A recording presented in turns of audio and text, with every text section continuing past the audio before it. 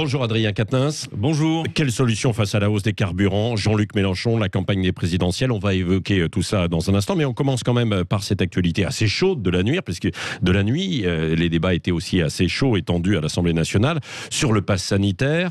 Le maintien du pass qui est passé de justesse, vous vous y êtes opposé, vous, pourquoi? Écoutez, disons une chose, le vaccin, il est efficace contre les formes graves. Il diminue la contagiosité, mais on sait, vous et moi, que le vaccin aujourd'hui ne confère pas l'immunité. Donc par conséquent, être équipé d'un pass sanitaire ne veut pas dire que vous êtes immunisé. On a aujourd'hui une couverture vaccinale qui est largement étendue. Au départ, souvenez-vous-en, les meilleurs arguments contre le pass sanitaire, c'était ceux de M. Macron lui-même et de M. Véran, qui, jusqu'à un temps récent, étaient contre le pass sanitaire, puis contre son extension à tous les domaines de la vie quotidienne, puis contre son extension dans la durée. Vous vous souvenez que ça devait être très temporaire. On nous avait dit Il y a que les imbéciles qui ne changent pas d'avis. Mais là, pour le coup, ils ont beaucoup changé d'avis. Jusqu'au 12 juillet, ça ne devait pas être le cas. Et ce dont il était question hier dans l'hémicycle, c'était de permettre au gouvernement, sans plus jamais devoir solliciter l'avis du Parlement, d'avoir recours à discrétion au pass sanitaire jusqu'au 31 juillet 2022. Eh bien, nous ne sommes pas d'accord. Parce que, vous savez, vivre avec le pass sanitaire, ça n'est pas tout à fait normal. Ça n'est plus totalement la liberté que de devoir présenter des données de santé pour accéder dans tel ou tel lieu. Olivier Véran vous rétorque qu'il faut être vigilant car l'épidémie peut reprendre, et elle reprend d'ailleurs chez quelques voisins à l'étranger, qui eux aussi ont adopté un certain pass. Et dans ce cas, pourquoi Olivier Véran vient de procéder au déremboursement des tests ? Parce que là, pour le coup, on a une arme contre l'épidémie. Au moment où il y a une éventuelle résurgence et qu'on voit en Angleterre que ça repart de plus belle, c'est toujours ce que disait l'Organisation mondiale de la santé, tester massivement. Oui, mais voilà, ils ont décidé de les dérembourser, ce qui fait qu'on a vu, en l'espace de quelques jours, les tests passer de 700 000 tests réalisés à 400 000. Donc, si vous voulez, les incohérences et les contradictions de ce gouvernement sont importantes.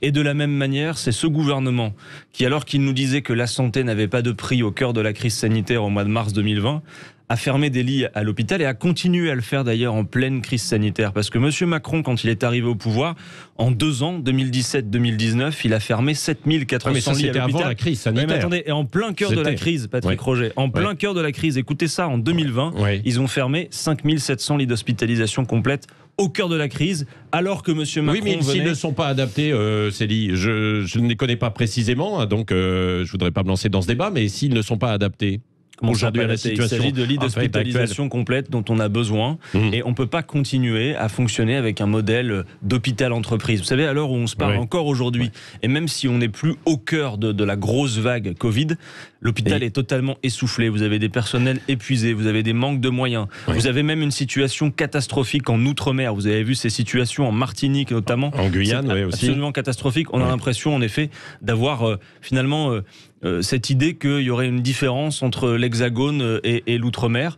Mais en Outre-mer, ce sont des Français, c'est la France. Mais alors, ce sont des personnels soignants qui ne veulent pas être vaccinés et donc qui refusent ça. Vous êtes favorable à la vaccination? Mais je vous l'ai dit, le vaccin, bien sûr, j'y suis favorable, mais je suis radicalement opposé au pass sanitaire. Parce que le pass sanitaire confère une illusion d'immunité. Le pass sanitaire, c'est la société du contrôle généralisé. Et puis surtout, je vais vous dire, ça exonère le gouvernement de faire ce qu'il a lieu de faire par ailleurs. Je ne cite qu'un exemple. Les températures commencent à baisser, c'est bientôt l'hiver. Ça fait depuis maintenant, je crois que je l'ai répété à ce micro des dizaines de fois, qu'on demande l'installation des purificateurs d'air dans les salles de classe parce qu'on sait que ça a une efficacité. Je veux dire, le gouvernement, il est uniquement sur la ligne pass sanitaire, pass sanitaire, pass sanitaire. Sauf qu'aujourd'hui, vous le savez comme moi, vous pouvez être équipé du pass sanitaire et atteint du virus et contaminé. Encore 2 questions, Adrien Quatennens, sur ce sujet. L'Assemblée qui a aussi adopté un amendement qui permet aux directeurs d'école et chefs d'établissement dans le second degré avoir accès au statut vaccinal des élèves.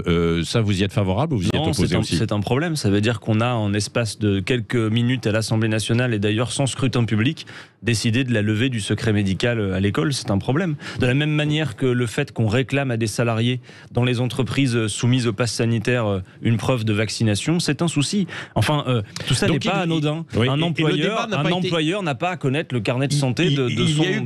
Il y a eu des heures de débat là, à l'Assemblée nationale, non ? Vous savez, Ça a été utile ou pas ? Il y a eu des heures de débat, mais tout ça est mené au pas de charge, et vous voyez bien comment ça se passe. C'est à chaque fois, le président change d'avis, toute l'Assemblée nationale, en tout cas les macronistes, changent d'avis aussi. Rappelez-vous qu'avant le 12 juillet... Ils ont failli se faire surprendre, les macronistes. Alors, vous avez vu sur le vote, qu'est-ce qui s'est passé vous avez, je crois, reçu hier le député de La République En Marche, Pacôme Rupin, qui avait déposé un amendement, donc c'est des gens de chez eux, c'est La République En Marche. Il avait déposé un amendement que je trouve pour le coup courageux, qui disait, bon, vous n'allez pas nous le faire à discrétion, c'est-à-dire en gros jusqu'au 31 juillet, pouvoir quand vous voulez y recourir. On va y fixer quelques conditions. Il avait proposé que le recours au pass sanitaire soit conditionné à une dégradation des indicateurs de santé. Cet amendement avait été accepté en commission et ils l'ont de nouveau éjecté pendant les débats. Donc voilà, c'est toujours la même méthode. Finalement, ils ont une difficulté avec la démocratie quand même, je crois. Conditionner le pass sanitaire au rappel vaccinal pour les personnes les plus âgées, les plus de 65 ans ou les plus fragiles, ça pourrait être une condition, par exemple. Vous savez, en résumé, moi je crois à la méthode qui est préconisée par l'Organisation mondiale de la santé, qui est la conviction. Et même moi, autour de moi, je veux dire, il faut convaincre les gens qui ont le doute de se faire vacciner. Il faut les convaincre que le vaccin permet en effet de limiter les formes graves du virus et de limiter la contagion, mais dire aussi très honnêtement que l'immunité collective ne sera pas atteinte. On sait que parmi la population vaccinée, il y a des gens qui font circuler le virus. Donc il faut continuer à être vigilant, il faut s'organiser, et puis il y a des tas d'autres choses à faire que nous avons 1000 fois proposées qu'ils refusent de faire. Oui, suspense autour des choix du gouvernement sur le carburant. Alors, chèque carburant sous condition de ressources, baisse des taxes. Vous êtes favorable à quoi ? Quelle solution ? À une solution qui n'a pas été évoquée à l'instant et que beaucoup de politiques n'évoquent pas. La seule, simple, efficace, celle que Jean-Luc Mélenchon propose, c'est le blocage des prix. Parce que, Patrick Roger, songez-y quand même, nous avons eu là des hausses successives pour le carburant, mais aussi pour le gaz, pour l'électricité. Personne n'interroge le fait de savoir pourquoi les prix montent. Et là, réfléchissez, un chèque carburant, qui va le financer ? C'est le contribuable. Si de la même manière on jouait sur la fiscalité, ce que vous allez gagner à la pompe avec la baisse des taxes, vous le paierez ensuite en impôts. En revanche, il y en a qui sont exonérés de devoir participer à tout ça. Ce sont notamment les actionnaires des grandes compagnies pétrolières et des fournisseurs. Parce que demain, vous aurez un chèque énergie, vous allez avec ce chèque énergie payé par le contribuable, rémunérer les dividendes des actionnaires, par exemple de Total, qui vient d'en verser pour 7 milliards. Donc nous souhaitons que les actionnaires, les profits de ces grandes entreprises pétrolières soit mis à suffira, ou est-ce qu'il ne faut pas aller aussi, parce que ce sont les pays producteurs, notamment de pétrole, qui eux aussi fixent les prix, quoi. Vous savez, Patrick Roger, il faut taper en fait les pays producteurs, c'est eux qui détiennent la clé. Il y a une chose qui s'appelle le code du commerce qui permet en effet de bloquer les prix de manière très simple. Plutôt qu'une usine à gaz. Oui, mais ça c'est pendant une crise, pendant une guerre. Mais bien sûr, mais plutôt qu'une usine à gaz qui va faire qu'on va faire un chèque énergie, vous allez devoir déclarer le nombre de kilomètres, pourquoi pas le cylindre de votre voiture aussi, bref. Ah bah oui, donc plutôt que tout ça, on peut faire une chose simple qu'on a déjà faite par le passé qui s'appelle bloquer les prix. Ça a été fait pendant la guerre du Golfe dans les années 90. Oui, mais c'est ça, mais il n'y a pas une condition de guerre. C'était exceptionnel. Non, mais regardez par exemple, vous savez que la dernière fois qu'on a bloqué les prix,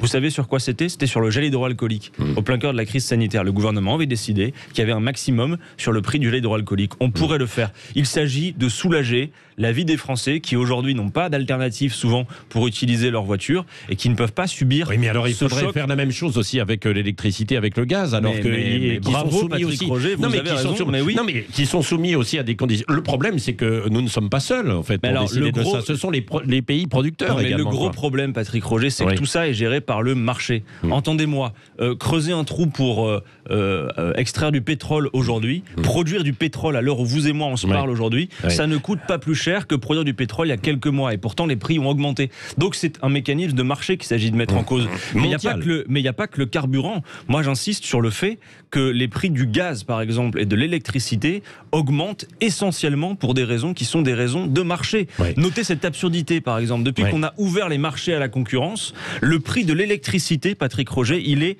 indexé sur le prix du gaz. Ça veut dire que si le gaz augmente, pour de simples logiques de marché, mécaniquement, le prix de l'électricité augmente également. Il faut sortir l'énergie du tout marché. Quand ils ont ouvert à la concurrence, la Commission européenne promettait aux consommateurs, aux usagers, ça va baisser les prix. Depuis qu'ils ont ouvert à la concurrence, c'est 80% sur la facture de gaz en plus et 60% sur l'électricité. Donc il faut réguler tout ça, sortir l'énergie du marché, et puis pour soulager les revenus des gens, il y a une urgence aussi dont on parle trop peu, c'est d'augmenter les salaires. Jean-Luc Mélenchon propose le SMIC à 1 400 €. On a les moyens dans ce pays de faire en sorte par ailleurs que personne ne vive sous le seuil de pauvreté, et nous proposons aussi, j'insiste là-dessus, une grande réforme fiscale qui permettrait de mieux répartir l'effort entre tous. Entendez-moi, avec la réforme que nous proposons sur la fiscalité, celles et ceux qui gagnent moins de 4 000 € par mois paieraient moins d'impôts avec Jean-Luc Mélenchon. Ah, les classes moyennes, donc, que vous allez chercher. Qui aujourd'hui portent tout l'effort sur leur dos, alors que les plus riches se gavent de manière incroyable. Adrien Quatennens, le temps file. Le blocage des prix,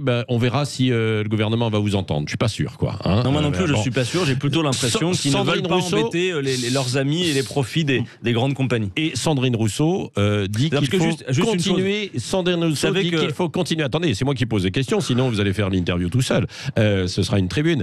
Sandrine Rousseau dit qu'il faut continuer d'augmenter le prix de l'essence, au contraire. Elle est radicale. Vous suivez sa démonstration ou pas ? Non, je ne crois pas que la priorité, dans un moment où tout le monde regarde le prix à la pompe, soit de dire qu'il faut augmenter le prix de l'essence. Je comprends son raisonnement qui vise à dire qu'à terme, en effet, il va falloir jouer la sobriété énergétique, et notamment sur ces questions-là. Mais ça ne peut se faire qu'à la condition, d'abord, que les gens aient des alternatives que nous allons construire, que nous allons devoir planifier, et deux, que le pouvoir d'achat, les revenus, est augmenté. Si vous voulez, évidemment que si on augmente le pouvoir d'achat des bas revenus, par exemple, si vous augmentez les petits salaires, vous allez avoir derrière de meilleures consommations. On a besoin, par exemple, sur l'alimentaire, de mieux rémunérer nos producteurs si on veut se débarrasser, par exemple, des pesticides que nous proposons. Donc oui, pour ça, il faut des meilleurs revenus. J'insiste sur une chose, qu'on a parlé du gaz quand même. Nous, on a fait le calcul. Patrick Roger, si on avait pris seulement 10% des profits des trois plus grands fournisseurs d'énergie, 10% des profits, exceptionnellement, on aurait pu reverser 500 € à chacun des 3 millions de foyers qui dépend du gaz. Donc vous voyez, moi j'en ai assez que ce soit... Taxer les profits. Évidemment, taxer les profits. Pas de profit sur la pandémie, en plus dans une période où ils se sont beaucoup enrichis. Alors est-ce que c'est avec ça, ce genre d'argument, que Jean-Luc Mélenchon va réussir à convaincre et à remonter la pente dans les intentions de vote? On l'a vu en fait dimanche, il dit que le second tour est à portée de poing. Alors je ne sais pas où il a vu ça précisément pour l'instant quand on regarde les intentions de vote, parce que c'est pas encore à portée de poing, quoi. Écoutez, quand vous êtes à 11% dans les sondages, dans une période, certains, pas tous, dans une période de la fois dernière, en 2016-2017, à la même période, au mois d'octobre, on était à peu près au même niveau. Et vous vous rappelez qu'après, on est monté en l'espace de 4 semaines seulement à 19%. Aujourd'hui, si on en croit les enquêtes d'opinion, bien qu'il faille prendre ça avec des pincettes, vous avez vu que le ticket d'entrée au second tour, il est en train de s'abaisser. Il y a encore quelques mois, Patrick Roger, vous auriez dit, comme tous les commentateurs, ce sera Macron-Le Pen. Ah non, voilà. Et puis finalement, aujourd'hui, c'est ce que donnent les sondages. Aujourd'hui, ça n'est plus sûr. En tout cas, nous, ce que nous faisons, c'est d'abord... merci Zemmour. C'est d'abord, non, surtout pas. Moi, je dirais jamais merci à un candidat qui, par ailleurs, s'il était candidat, a été condamné pour des faits de racisme et sort tous les jours des choses les plus ahurissantes les unes que les autres. Mais la question précédente m'intéressait plus. On fait campagne sur un programme. Et le 18 novembre, on sera les premiers, le 18 novembre, il y aura en librairie un programme complet, disponible, réactualisé, qui s'appelle L'Avenir en commun. Et j'invite tout le monde à lire les programmes. C'est pas une course aux petits chevaux, une campagne présidentielle. Mais est-ce que vous n'avez pas l'impression... Lisez les programmes, et nous, on a besoin que les milieux populaires votent, s'emparent de l'élection. Les classes populaires, on a plutôt l'impression qu'elles vont vers Marine Le Pen et Éric Zemmour. 30% d'intention de vote. Pourquoi ? Aujourd'hui, ils vont beaucoup... Parce que vous n'osez pas aborder certaines questions comme l'immigration, la sécurité. J'ai aucune difficulté, d'ailleurs nous les abordons. Il y a un programme très sérieux, très complet sur la sécurité à la France Insoumise. Vous me réinviterez si vous voulez pour en parler. Sur l'immigration, c'est pareil. Non mais juste d'un mot. Les mouvements de population sont vieux comme l'histoire de l'humanité. Et aujourd'hui, quand vous regardez les chiffres aux portes de notre pays, c'est pas plus que d'habitude. Il n'y a pas de vague migratoire. En revanche, il faut dire les choses de manière très concrète. Il y en a peut-être un petit peu plus chaque année quand même. Il y a une chose qu'il faut dire concrètement, c'est que nous avons deux choses à faire. La première, c'est qu'il y a des causes au mouvement de population dont on ne parle jamais. Vous n'entendez pas M. Zemmour, Mme Le Pen parler de ce qu'il ferait en matière géopolitique pour éviter des conflits, de ce qu'il ferait sur le changement climatique, alors que le GIEC nous dit qu'avec le changement climatique, d'ici à 2050, 280 millions de personnes vont devoir se déplacer. Ils n'en parlent pas.